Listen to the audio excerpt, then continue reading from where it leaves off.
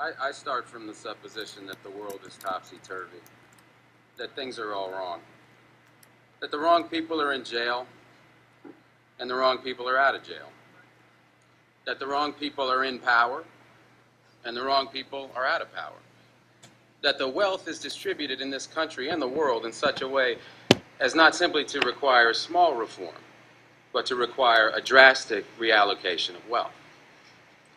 I start from the supposition that we don't have to say too much about this because all we have to do is think about the state of the world today and realize that things are all upside down. Now, if you don't think, if you just listen to TV and read scholarly things, you actually begin to think that things are not so bad, or that just little things are wrong. But you have to get a little detached and then come back and look at the world, and you are horrified. So we have to start from that supposition that things are really topsy-turvy. And our topic is topsy-turvy, civil disobedience. Now, as soon as you say the topic is civil disobedience, you're saying our problem is civil disobedience. That is not our problem. Our problem is civil obedience.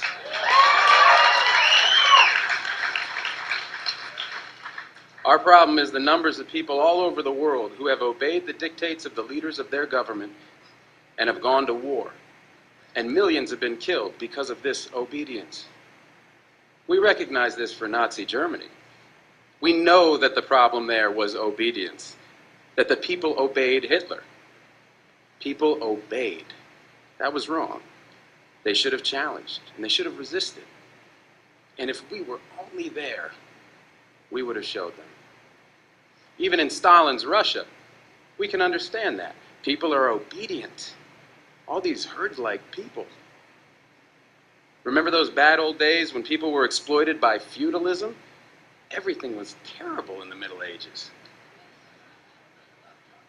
But now we have Western civilization, the rule of law. The rule of law has regularized and maximized the injustice that existed before the rule of law. That is what the rule of law has done.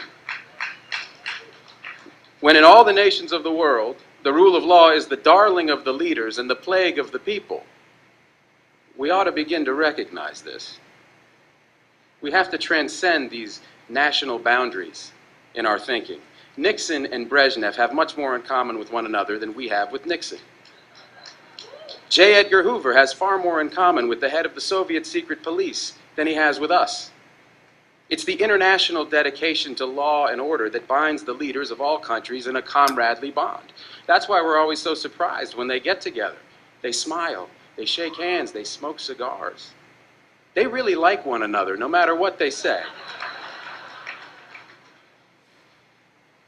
What we are trying to do, I assume, is really to get back to the principles and aims and spirit of the Declaration of Independence.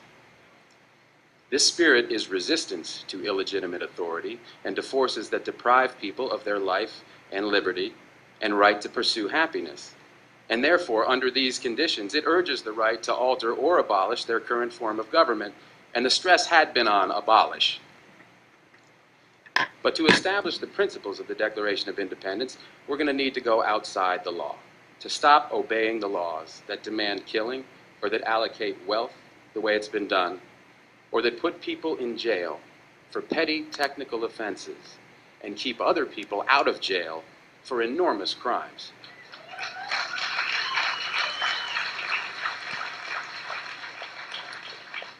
My hope is that this kind of spirit will take place not just in this country, but in other countries, because they all need it. People in all countries need the spirit of disobedience to the state, which is not a metaphysical thing, but a thing of force and wealth. And we need a kind of declaration of interdependence among people in all countries of the world who are striving for the same thing.